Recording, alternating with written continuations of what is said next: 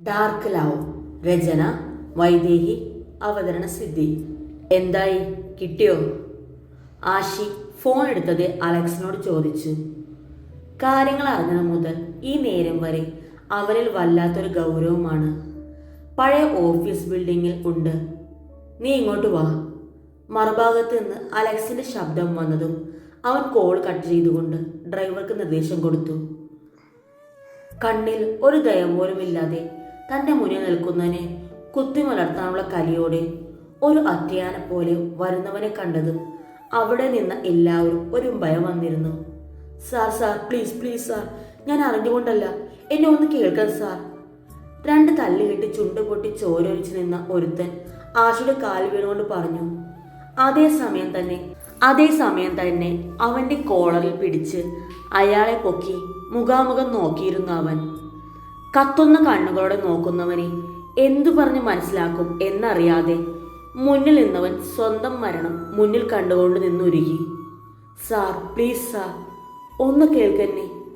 അയാൾ അത്രയും പേടിയിലും ദയനീയമായി അപേക്ഷിച്ച് ആഷിക്ക് മുന്നിൽ.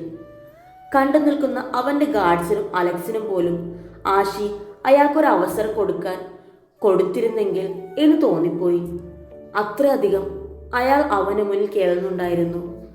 ആഷി മുന്നിൽ നിറകണ്ണുകളോടെ നിൽക്കുന്നവനെ ദയനീയമായി ആശയോട് യോജിക്കുന്ന ആ ചെറുപ്പക്കാരന്റെ കണ്ണുകൾ അലക്സിന്റെ നേരെ നീണ്ടതും അത് കണ്ടു നിൽക്കാനാവാത്തവനെ പോലെ അലക്സ് ആശയെ വിളിച്ചു. കോളറിൽ മുറിയിരുന്ന ആശയുടെ കൈകൾ ഒന്നയഞ്ഞു. ഒപ്പം അവനെ പിന്നോട്ട് തള്ളി. എന്നിട്ട് അവിടെ ഉണ്ടായ ഒരു ടേബിളിന്റെ മുകളിൽ മുഷ്ടി ചുരുട്ടി ഇടിച്ചവന്റെ ദേഷ്യം തീർത്തുകൊണ്ട് തിരിഞ്ഞു നിന്നു.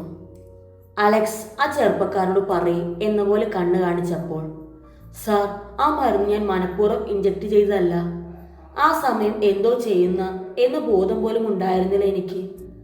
അന്ന് രാവിലെ വർക്ക് കയറുമ്പോൾ ചെറിയൊരു കോൾഡ് ഉണ്ടായിരുന്നു. അത് വൈകുന്നേരമായപ്പോൾ നല്ല രീതിയിൽ കൂടിയപ്പോഴാണ് പനി കുറയ്ക്കാൻ എനിക്ക് ട്രിപ്പ് ഇട്ടത്. ആ സമയത്ത് ഞാൻ ഒന്ന് മയങ്ങിപ്പോയിരുന്നു. ട്രിപ്പ് കഴിഞ്ഞ് എണീറ്റ മുതൽ ആകെ കറങ്ങുന്ന പോലെ ഉണ്ടായിരുന്നു എനിക്ക്.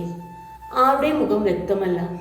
അതുകൊണ്ട് തന്നെ ലീവ് എഴുതി പോകാൻ നിൽക്കുമ്പോഴാണ് അലോഷി ഡോക്ടർ വന്ന് ആ കുട്ടിക്ക് ഇഞ്ചക്ഷൻ എടുക്കാൻ പറഞ്ഞത്. അലോഷി ഡോക്ടർ എഴുതിയ പ്രിസ്ക്രിപ്ഷനാണ് ഞാൻ ഫാർമസിയിൽ നിന്ന് എടുത്ത് ഇഞ്ചക്ട് ചെയ്തത്. പക്ഷെ CCTVയിൽ ഞാൻ ചെക്ക് ചെയ്തു. അന്ന് എന്നോട് ഇഞ്ചക്ഷൻ എടുക്കാൻ പറഞ്ഞ അലോഷി ഡോക്ടർ അല്ല, വേറെ ആരോ ആണ്.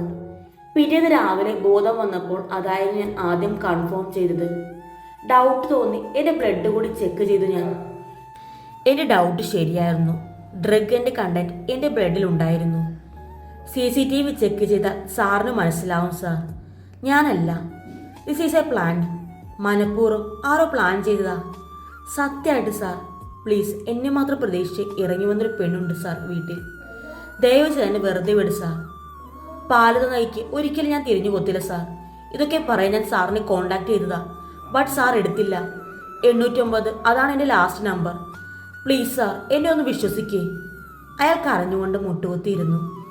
അതേസമയം അവൻ പറഞ്ഞതെല്ലാം ശരിയാണെന്ന് ചെക്ക് ചെയ്യുകയായിരുന്നു അലക്സ്. അതെല്ലാം ശരിയാണെന്ന് കണ്ടതും ആശയോട് പറഞ്ഞിരുന്നു. ഫോൺ ചെക്ക് ചെയ്യുമ്പോൾ അവൻ പറഞ്ഞ നമ്പറിൽ നിന്ന് 5 മിസ്ഡ് കോൾസും വന്നു കിടപ്പുണ്ട്. അലക്സ് CCTV ഫുട്ടേജിൽ നിന്നും അന്നേ ദിവസം അലോഷി ഡോക്ടർ ധരിച്ച അതേ ഡ്രസ് ഇട്ട് തന്നെ അതേപോലെ എന്നാൽ ചെറിയ വ്യത്യാസത്തോടെ നിൽക്കുന്നവനെ ഒന്നുകൂടി സൂം ചെയ്തു. മാസ്ക് വെച്ചതിനാൽ അവന്റെ മുഖം വ്യക്തമല്ല.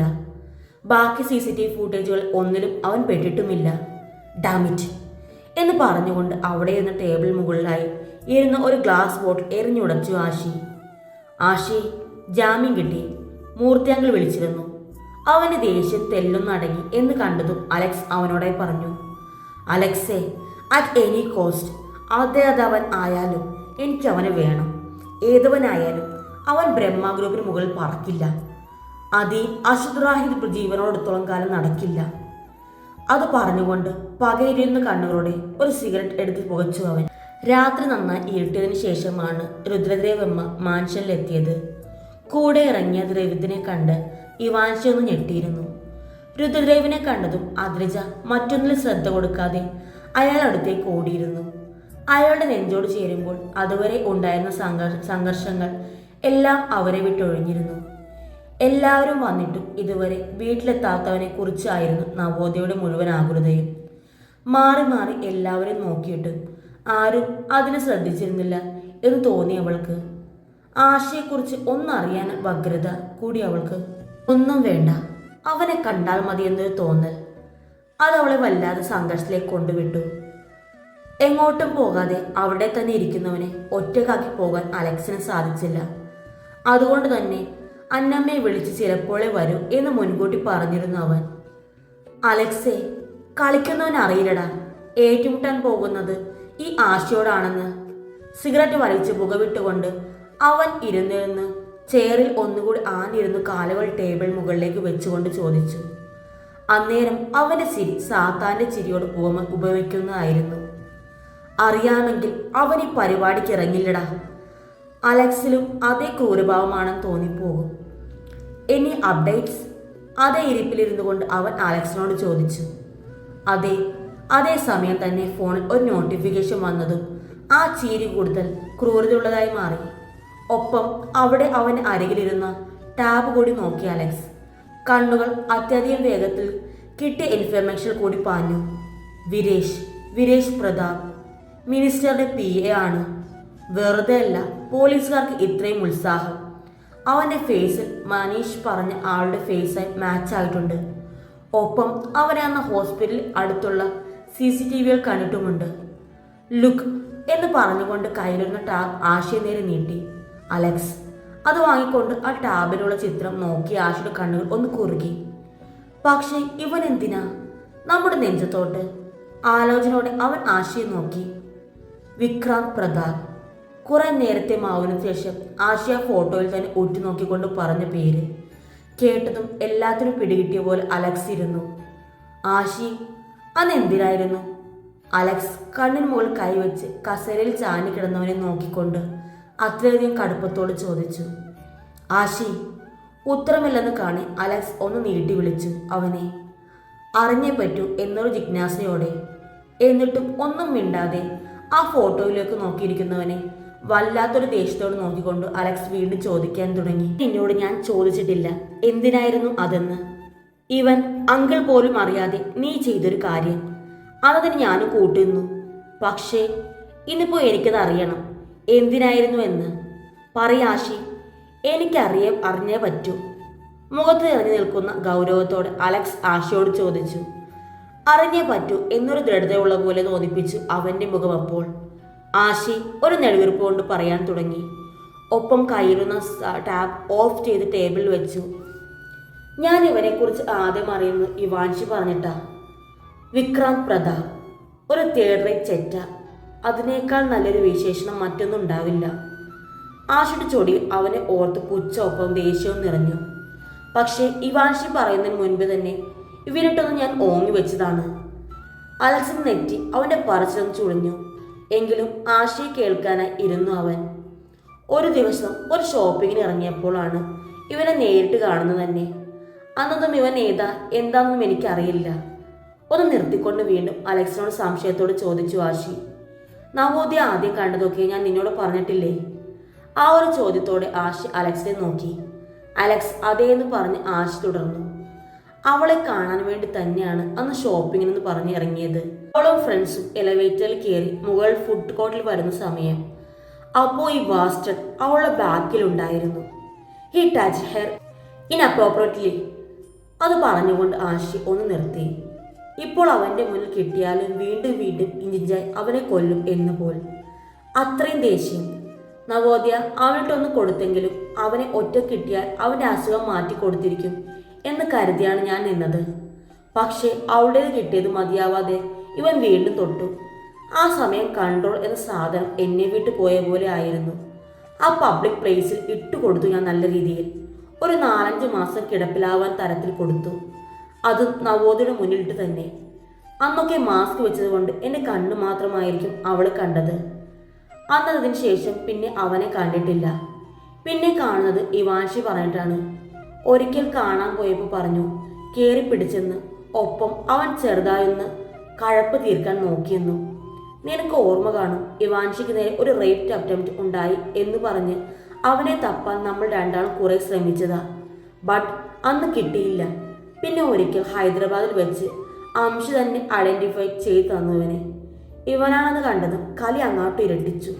കൊന്നയടങ്ങും എന്ന് വാശിയായി. എന്റെ പെണ്ണിനെ തൊട്ടപ്പോഴേ കൊല്ലേണ്ടതായിരുന്നു.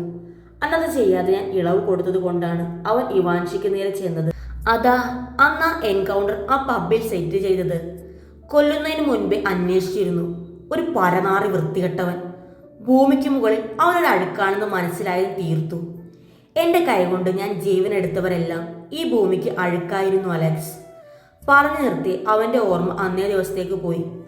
അന്നവനെ കൊല്ലുമ്പോൾ ആശയിൽ കുറ്റബോധം ഒരു കണിക പോലും ഉണ്ടായിരുന്നില്ല. ചാവേണ്ടവനാണെന്ന് ഒരുപാട് വട്ടം തെളിയിച്ചവൻ.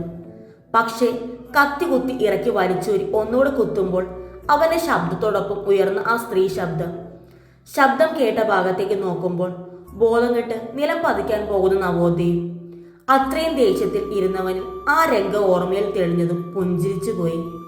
എങ്കിലും അത് അത്യധികം അതിവിദഗ്ധമായി മറച്ചു പിടിച്ചവൻ ആശി. ഇതിപ്പോ ഇങ്ങനെ തലമുകളിൽ ഭ്രാന്തി പിടിക്കാൻ വന്നെന്ന് ഞാൻ ഒരിക്കലും എക്സ്പെക്ട് ചെയ്തിട്ടില്ല. അവൻ നെറ്റിയൊഴിഞ്ഞുകൊണ്ട് പറഞ്ഞു. ഇനി എന്തു ചെയ്യും? ആകെ മൊത്തം ബ്രഹ്മ ട്രാപ്പിലാണ്. ഇവൻ ഷെയർസ് പോലും കുത്തനെയാണ് താഴേക്ക് പോയത്.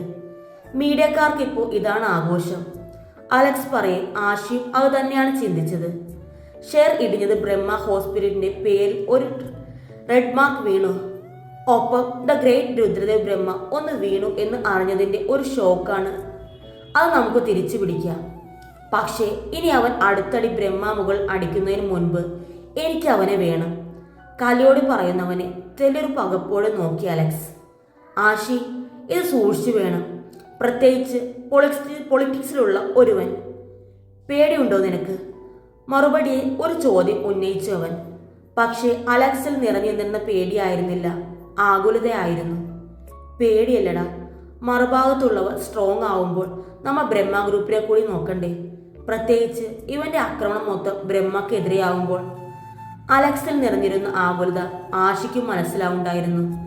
എങ്കിലും ആഷിൽ അതേ ചിരിയാണ്. സാത്താന്റെ പോലുള്ള ചിരി. ഒന്നിനെയും ഭയക്കാത്തവനെ ചിരി. വെറുപിടിച്ച പോലുള്ള ചിരി. അവൻ കളിക്കുന്ന ബ്രഹ്മ ഗ്രൂപ്പിനോടായിരിക്കും. പക്ഷേ this games is always assured crash Brahma versus enemy ആയിരിക്കും. അലക്സിൽ ഇപ്പോഴും അതേ ആകുലതയാണ്. അതിതുവരെ മാറിയിട്ടില്ല എന്നത് അവന്റെ മുഖത്ത് എഴുതി വച്ചിട്ടുണ്ട്. ആഷിയാണെങ്കിൽ അലക്സിനെ ഉറ്റുനോക്കൊണ്ടിരിക്കുവാണ്. ആഷി, എടാ എന്നാലും.